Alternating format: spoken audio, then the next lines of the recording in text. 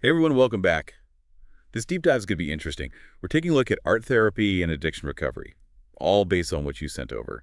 We've got excerpts here. Looks like everything from the how it works to finding a therapist kind of stuff. Should be fascinating. It really is. People don't always think of addiction treatment as being, well, artistic. Lots of focus on the talking cure, Right. therapy, groups. Right. Working through things with words. Mm, But a lot of what you sent over, it really emphasizes how limiting that can be. Like some stuff just can't be put into words. precisely.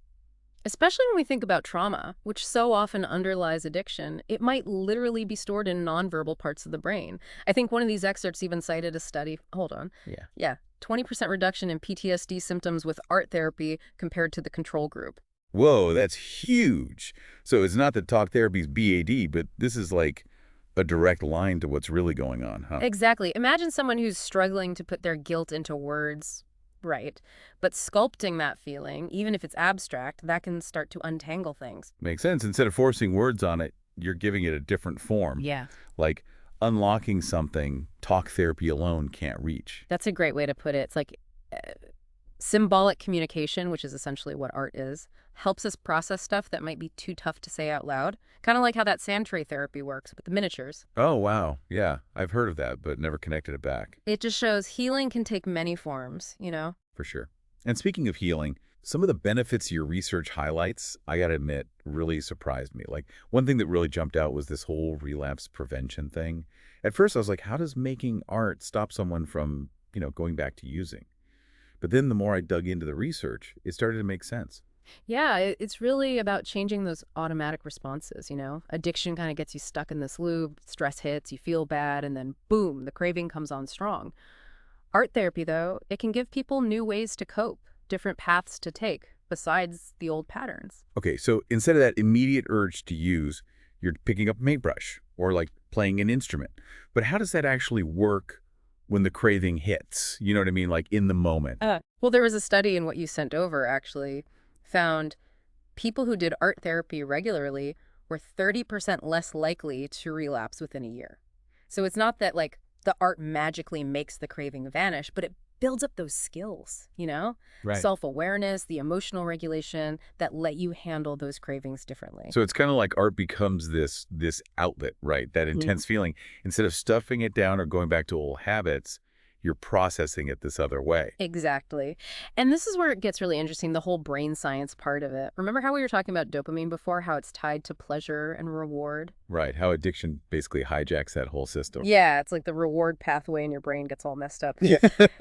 But your research, it also mentions how being creative, doing art, that can actually release dopamine too. Is that kind of what's happening here? Wow. So it's like retraining your brain to find pleasure in something healthier.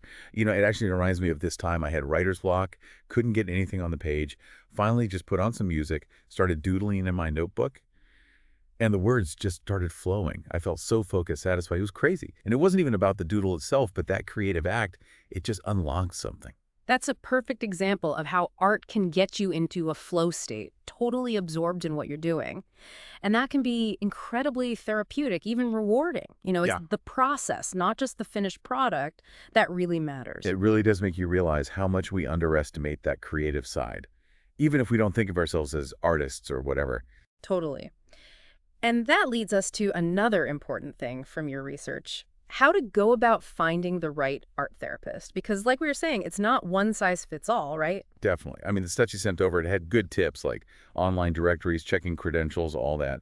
But what really stood out was finding someone who gets the specific stuff you're dealing with. Couldn't agree more. Because it's not enough to just find someone who does art therapy, right? You want to look for a therapist who truly understands addiction, how recovery works, and ideally even has experience with what you're struggling with specifically, whether it's alcohol, opioids, you name it. Like, it makes sense. You wouldn't go to like a foot doctor for an ear infection, you know? Yeah. You got to find the specialist. Exactly. Just like in medicine, you want to make sure your therapist gets those nuances. Like, imagine someone with opioid addiction. Finding someone who understands both art therapy and how meds like Suboxone work, that could be huge, right? They can help you navigate both sides of it. Makes total sense. And it's not even just the type of addiction either. The research you said, it talked about how trauma is a big part of this too, Now, right? absolutely. Trauma can show up in so many ways. And art therapy, it can be such a safe way to process all that Yeah. without forcing it into words.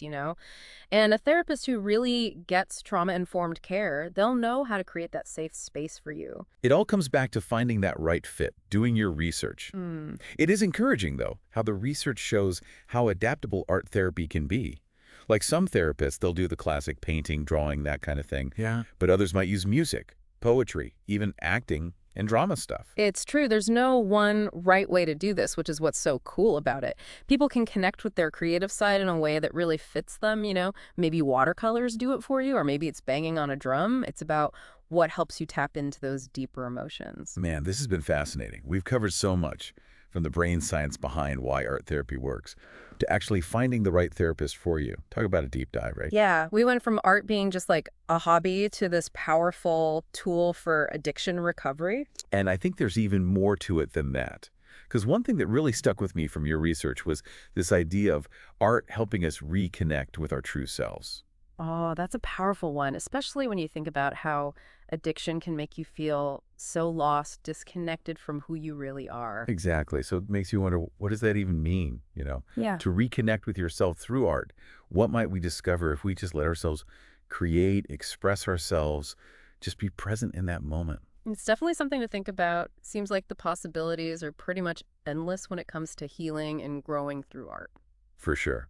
Well, on that note, huge thanks to everyone for joining us for this deep dive into art therapy and addiction recovery. Until next time, keep exploring, keep creating, and we'll see you on the next deep dive.